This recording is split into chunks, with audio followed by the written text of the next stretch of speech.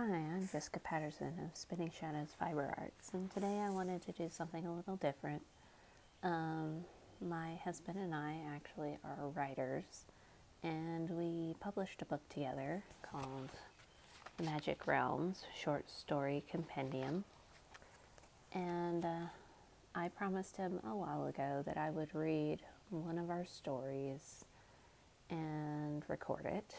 And, well, let's just say this is an early anniversary / Father's Day gift. So, happy Father's Day, honey. Here it is. And this is a Wintry Retreat by T.D. Dragon. That is my husband's pen name. Ah, what a wonderful world. Only 10 below freezing, and it's summer during a heat wave. Crisp air and...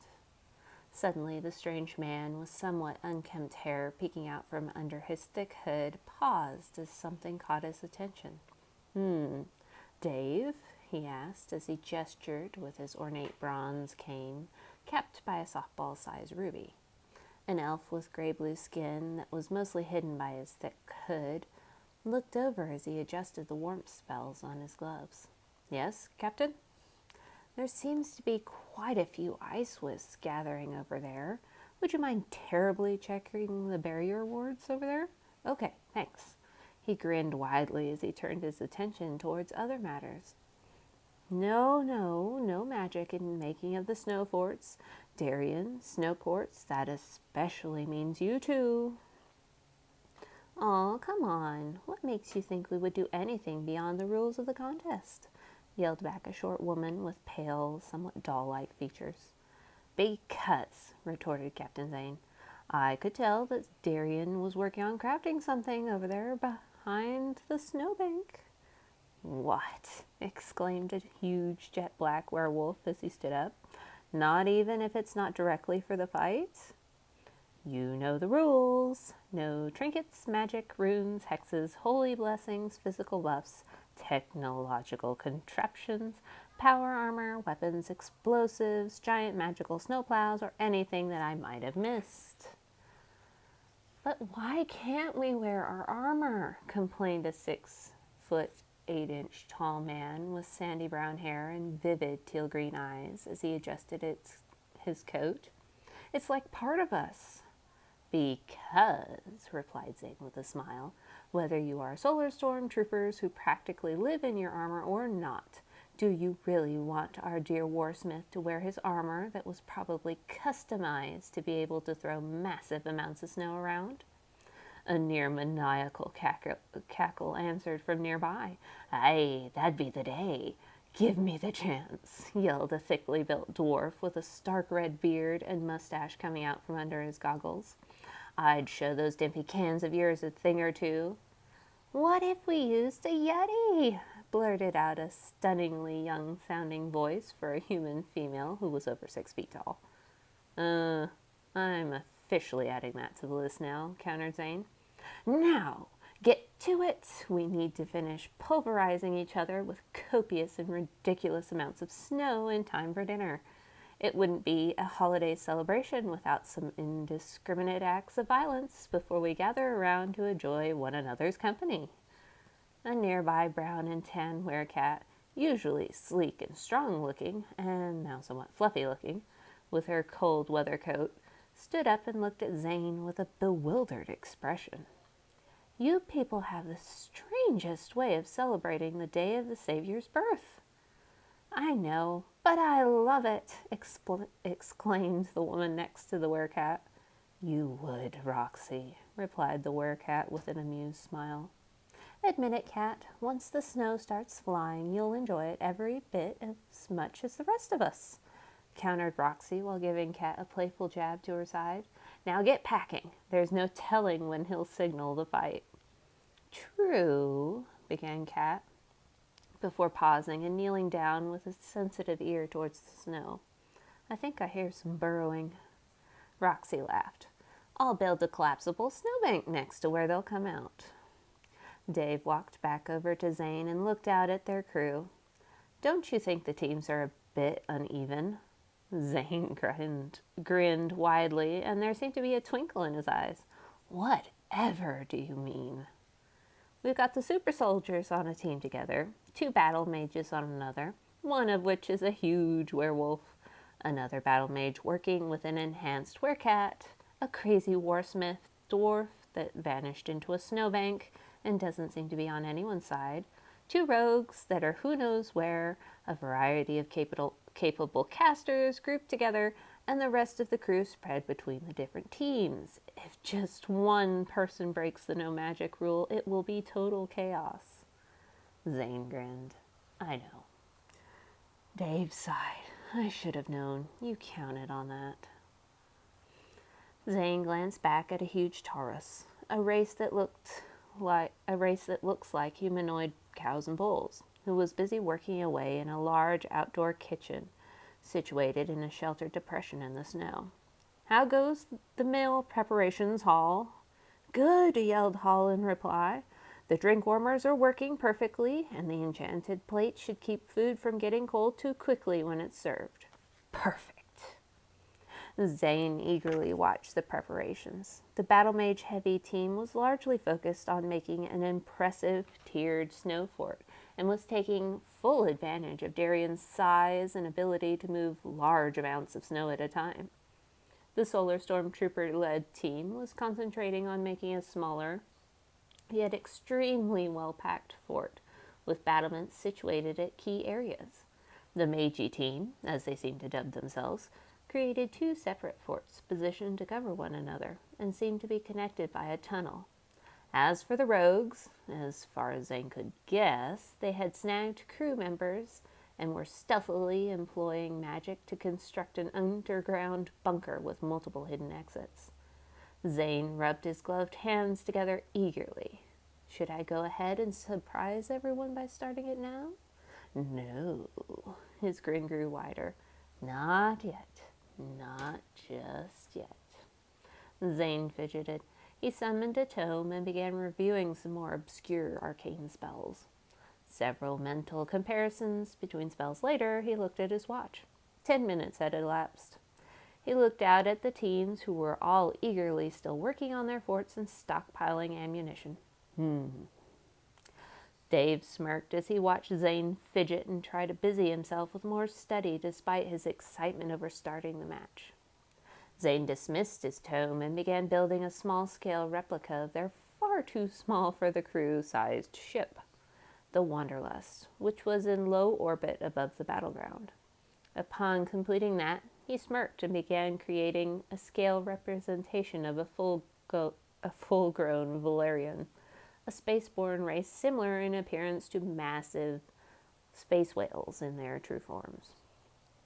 Zane stood and looked down at the models. He glanced at Dave. You know, this makes our ship seem depressingly small.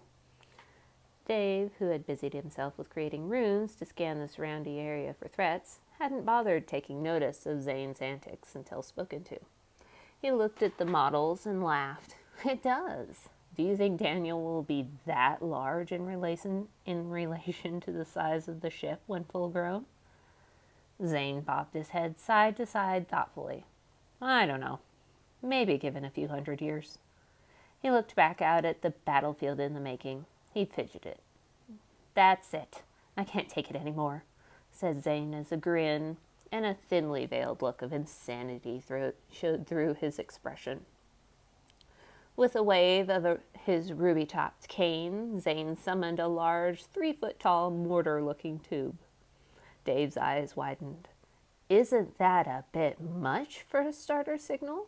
Nah, replied Zane with a growing eagerness. The sound-dampening spells will keep anyone from going deaf. Before Dave could raise any further voice of protest, Zane cast a fire spell and ignited a fuse that quickly trailed fire into the dark depths of the tube. An instant later, a heart-skip-inducing thud sounded as the artillery shell launched into the air. All grew silent as the shell snaked its way high into the sky. Then, for a period of 5 seconds, there was a second sun in the sky that shone far more brightly than the distant star that anchored the cold ice world in space. Despite the stunning brightness of the orb, all eyes struggled to stay on it in anticipation of what may come next. At the end of the 5 seconds, the white orb exploded into a dazzling array of colors and sounds that seemed like 1,000 auroras exploding and cascading in the sky. Even Zane was in awe, and he had known fully what to expect. When the display finally faded, the entire part of the planet seemed to be blanketed in an eerie silence. Zane blinked and stared into the sky in disbelief. He reached into his hood and rubbed an ear.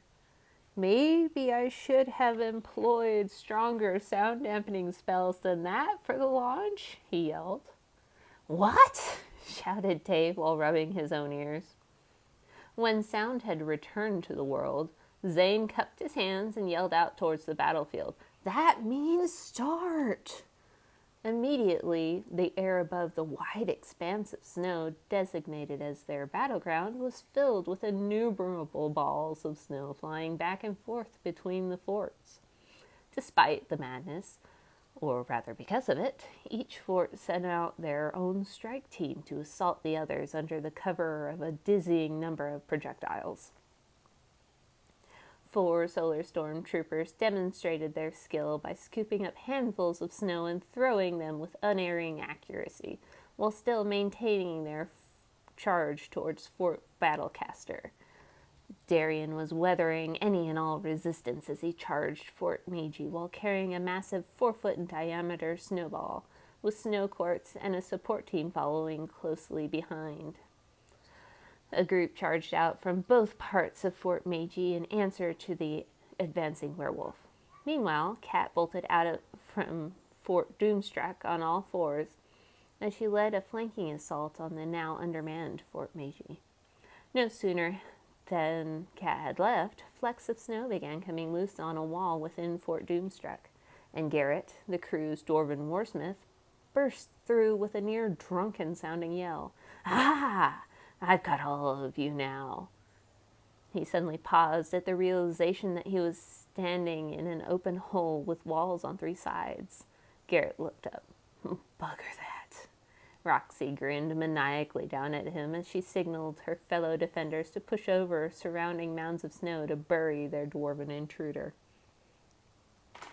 The battlefield quickly descended into madness, with tunnels breaching forts, hidden pits opening beneath charging combatants, and Darien employing snow quartz as ammunition and assaulting Fort Doomstruck in a counteroffensive. Zane laughed near hysterically as he magically recorded every possible moment of the insanity onto magical crystals. Despite the utter insanity, a voice in Zane's mind said it wasn't enough. He looked at the ruby on the end of his cane and voiced his opposition to that voice. No, they put in so much work and showed so much restraint. He watched as Darien vanished through a pit into what Zane could only assume was a maze of snow tunnels. For the most part. "I don't want to spoil it," the voice answered. "You won't spoil it. Just add more excitement." Zane pondered and looked back out at the battlefield. The voice continued. "Besides, the rules are already broken. It would just open the door for everyone else to do it." Zane tilted his head from side to side several times in the debate and grinned. "All right," was his response as he began casting a series of small ice blast spells intended to look as though they were coming from the defenders in each of the forts. Zane knew that most of the crew would probably see through his ploy in an instant. He fully expected that none of them would care and would take the invitation to use magic for what it was. Moments later, the battlefield was filled with snow flurry spells, wind gusts, mounds of snow being flown about with levitation spells, and more. The solar storm troopers summoned their armor, and Garrett burst out of a snowbank in a mech suit that had massive shovels for hands. All semblance of order broke down soon after, and it wasn't long before all 3 forts lay in ruin. Within another 10 minutes, Zane was hard-pressed to find any member of the crew who wasn't at least partially buried in snow. "Well," said Zane with an amused expression, I think that does it. Dave shook his head and laughed. I think so. Was throwing in those spells really necessary?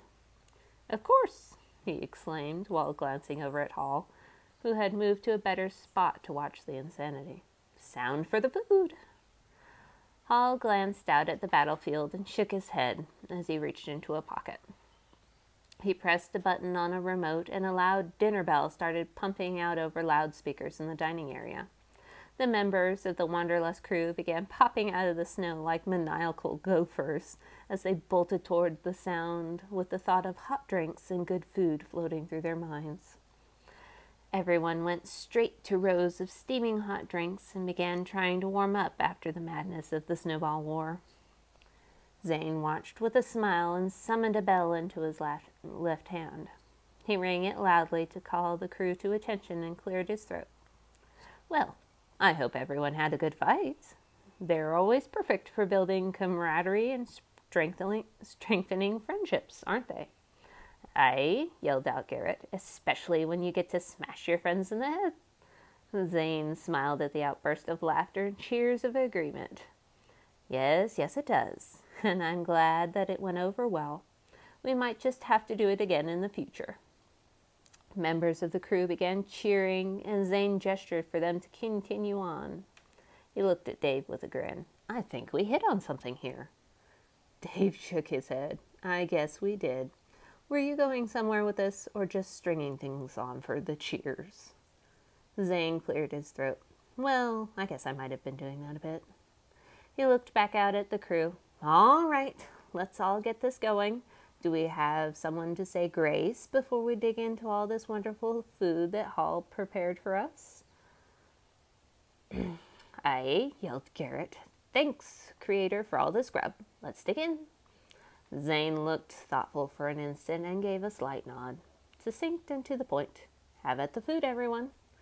The crew of the Wanderlust enjoyed their warm food and were full of merriment and, to a lesser extent, booze. Despite the cold, none of them felt chilled. When everyone had finished eating, Zane called them to attention once more. Well, that was some good food. Everyone thank Hall and give him a round of applause. Hall stood and bowed as the crew cheered. Now, continued Zane, in lieu of a priest, cleric, holy warrior, paladin, pastor, or even monk, I will now ask our crew member with the deepest and best-sounding voice to read from the scriptures. Zane summoned an old, worn book of the scriptures and held it out towards Hall. Hall looked at Zane with an amused expression. I should have expected this after the applause. He took the book, opened it to the appropriate place in the scriptures, and read. When he finished, everyone started talking and continuing the merriment as the dim sun began to fade with the end of the day. The chill in the air grew, but between the warming spells on clothing, warm drinks, and full environment suits or thick fur coats, all the crew was warm, and the magic lighting ensured that no one was left in the dark. Suddenly, alarms in the wards began going off, and the ground beyond the gathering began shaking violently. Everyone paused and looked in wide-eyed suspense, and then astonishment as a massive, towering, segmented worm creature came up out of the snow. The worm creature roared. Zane laughed nervously. Well, I guess this is why this planet is uninhabited. The worm creature reared back and roared again. Everyone, activate your recall stones, yelled Zane. Immediately after, the entirety of the crew and Hall's kitchenware vanished. The worm creature roared, dove into the wards, shattering them on impact, and left a large gaping hole in the ground where the crew just was. The end. Thank you for listening.